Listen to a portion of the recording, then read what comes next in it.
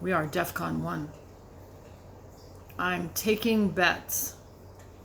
I'm taking bets that the fraudster in chief, that bunker baby, the toddler, will not finish out his run for the presidency. There is no way that he would be able to withstand losing to anyone but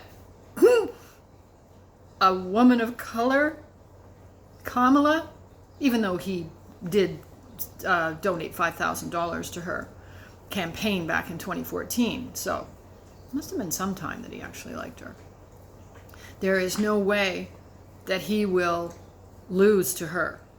Losing to Biden, but losing to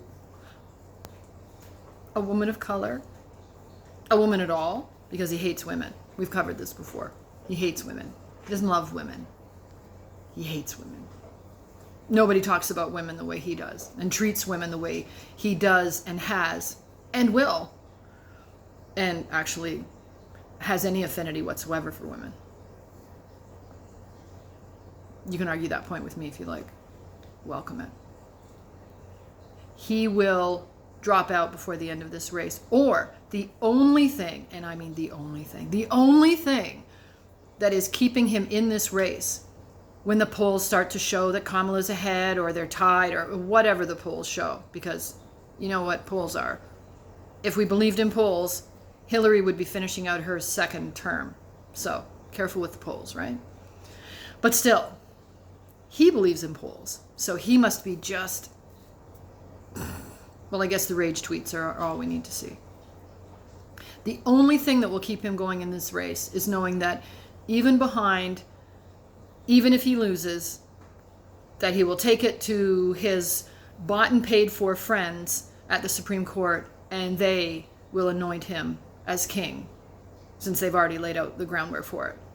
So, be the only thing keeping him in this race. Once we get in, these are early days, the honeymoon, et cetera, for Kamala.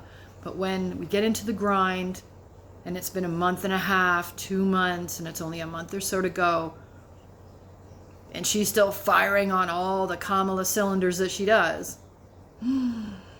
Poor little Johnny. No bunker to run to. Oh. Only the flea bag that is Mar-a-Lago.